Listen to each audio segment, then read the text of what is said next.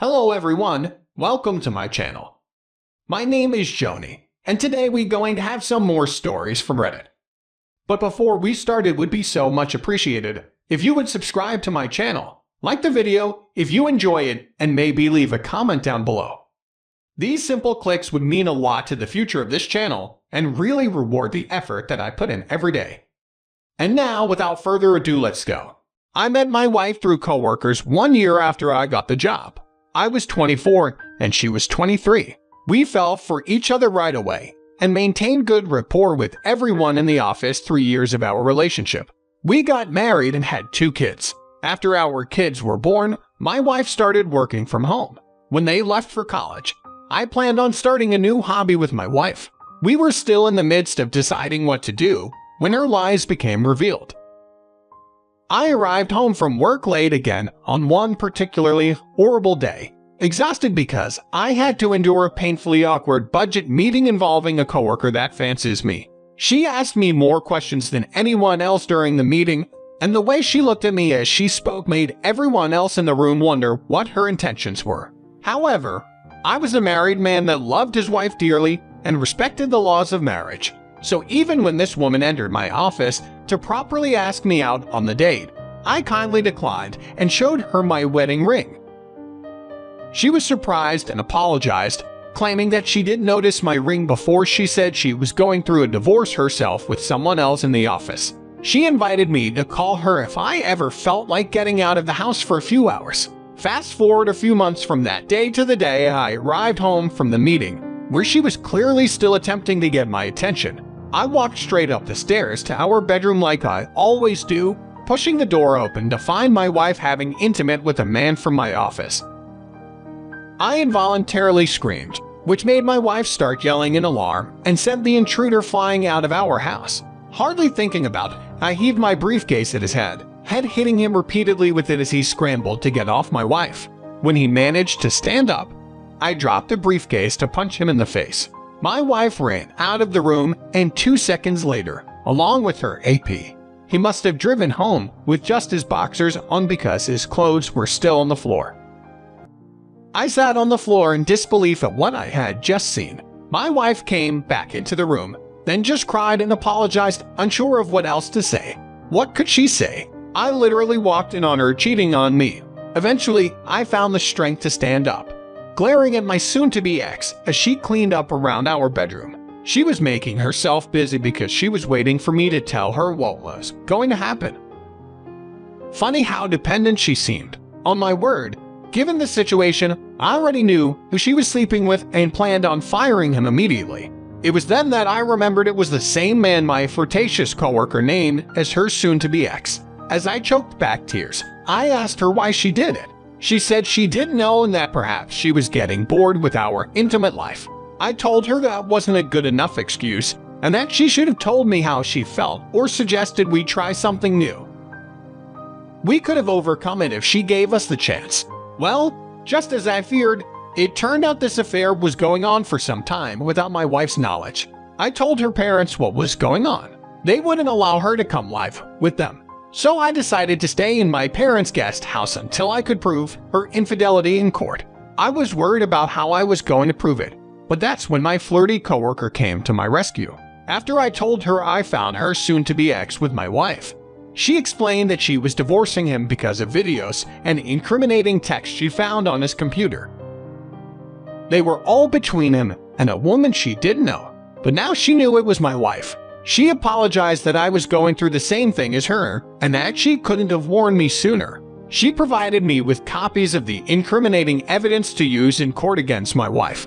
As my wife moved into the small and filthy apartment she could afford, her infidelity in our marriage was proven and the divorce was finalized.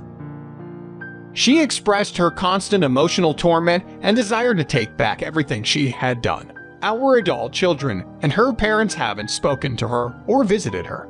Thankfully, I'm still managing my department at work and quite well off. My children visit me often, and we've all managed to create a new life that doesn't involve my ex-wife or the sorrow that she could have brought upon us. Now for today's second story. My wife was 35 and I was 36 when she was informed of an upcoming high school reunion. We arranged for a babysitter for that night and immediately started looking forward to it. I wouldn't know anyone, but it was really exciting for me to get to meet her old friends. I met my wife one fateful night in a bar that was on the same street we worked on. She worked as a hairdresser, and I worked in a print shop. The first thing I noticed was how beautiful her hair was. Then I saw her eyes, and I knew she was going to be a fascination of mine for an unimaginable length of time. The first thing she said to me was that I needed a haircut. But I'm getting off topic. We were married and welcomed 2 kids into the world. Our marriage wasn't perfect, and there were a few times we considered taking time apart. But as soon as it came time to pack a bag, neither of us could do it. There wasn't any infidelity at this point, so it felt like any disagreement or issue could be resolved and worked through. That's how marriage is supposed to work, isn't it? Our kids had a good childhood and never had to hear loud arguments. They were 13 and 16 when we started planning to attend her high school reunion. 2 weeks before the reunion, my wife added many high school friends to her Facebook. More than one of these were men, but most of them were married as well. I had no suspicions of anything until I heard the ding start. Multiple times throughout the time, we were home from work together. I heard her phone ding. I started thinking I heard it when I was in the shower or on the toilet. I heard it while she was cooking and as we said goodnight to our kids. It was getting obviously excessive and she knew it. I finally asked her who was messaging her so often, and of course she said it was high school friends talking about the reunion. Fair enough.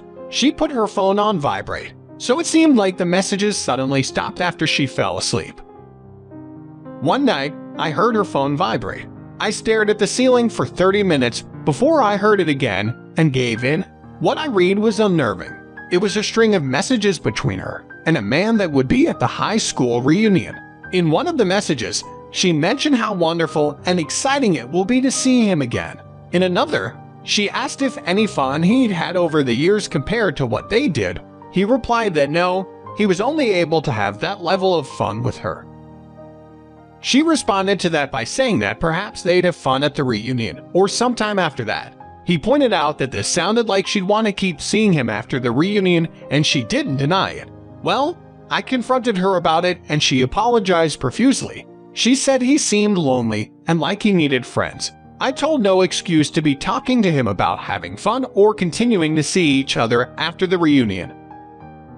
I also asked if they'd been intimate in the past and she said no. She didn't appear to be lying, but knowing what I know now, I'd say she most definitely was. She asked me if we could still go to the reunion and I said yes, figuring she hadn't really broken my trust at this point and I'd be there to watch everything.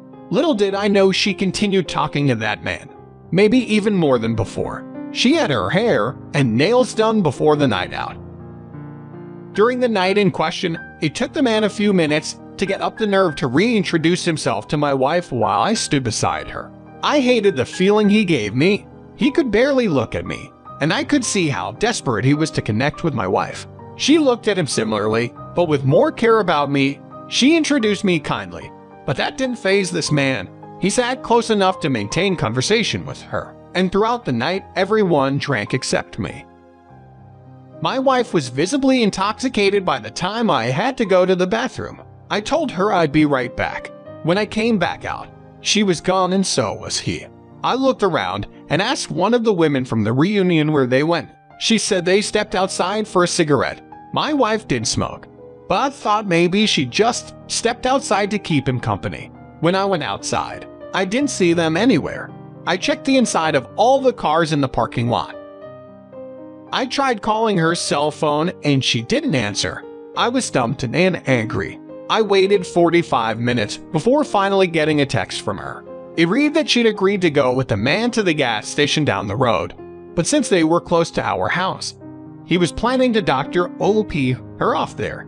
I knew this was bullshit. I arrived home 10 minutes later to find that the babysitter had left and our kids were asleep. My wife was asleep on the couch, wearing only her panties. I woke her up immediately and demanded an explanation. She was so out of it, but honestly, A part of me believed she was faking it in her incomprehensible way. She tried to say that he gave her a ride home because he wanted to talk about stuff he was going through. Trying to get more out of her while she was like this was impossible. So I waited until the morning. Before she woke up, our teenagers told me about the night they had with the babysitter. I could hardly pay attention, but it was good to know they were asleep when she arrived home and didn't see anything odd. As soon as my wife got up, I asked her about what happened. She complained that her memory was shot and said she felt really bad. Really bad for leaving me there and really bad for getting so drunk. Well, a few hours later, she broke down and told me she just remembered what really happened. I think she just knew I was going to find out somehow. She told me he asked her to come outside with him and talk, and she agreed. He invited her into his car because it was cold, and she didn't see the harm in that. Then she said he forced her to kiss and have intimate with him. She was crying, but I swore it was because she was caught. I told her to let me check her phone, and she tried to refuse and make excuses. I grabbed it from her and locked myself in the bathroom. Lo and behold, she had time to text the man and say what they did was a mistake. But before that, days before the reunion, messages proved they planned to sneak away at some point, have intimate, and even considered the possibility of her spending the night at his house. This was it. Our marriage was over. When I opened the bathroom door, she was ghostly white and staring at me as if her life depended on it. I told her we were done, that I wouldn't be able to be with her again. Knowing she planned and went through with cheating on me, she sobbed and almost inaudibly pleaded for my forgiveness. I told her that although she was drunk when it happened, she planned this out beforehand. She decided to give herself away even though she was faithfully mine for years. I lost all motivation to protect her as my wife because she chose to invite another man in. I didn't think she could feel any worse, but she did. After I said that, she curled up in a ball, crying her heart out while I did her a few favors. I arranged for the kids to have a sleepover at their friend's house so that they may not be as traumatized later in life. I packed as much of my wife's clothes and belongings as possible. I called her parents and informed them of what was happening, suggesting they come pick up their daughter. They did, since she refused or was unable to get in their car. I put her in it, followed by her stuff. Her parents tried to apologize to me and talk about it, but I didn't acknowledge them beyond hello and goodbye. My wife tried more than once to get out of the car, but they warned her that if she didn't come with them now, they wouldn't allow her to stay with them until she found somewhere else to go. Hearing that sent her into a trance. She knew her life as she knew it was over. She sat still like a statue as they drove her away through the divorce and custody hearings. She was crying as silently as possible. Our teens chose to live with me, continuing to live in the same house and attend the same school.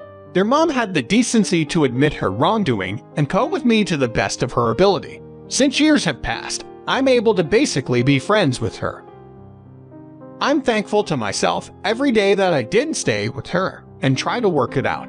It would have been so much worse for me, better for her. She chose this path, and I went willingly. She hated it every step of the way, but maybe she deserved that. She's still living with her parents, even though she's moved out more than once since all this happened. I guess she's had trouble finding happiness after her family life ended. I remarried 1 year ago, and she's a wonderful, faithful woman so far. I wanted to share my story so that others going through some horrible, life-altering reality will maintain hope.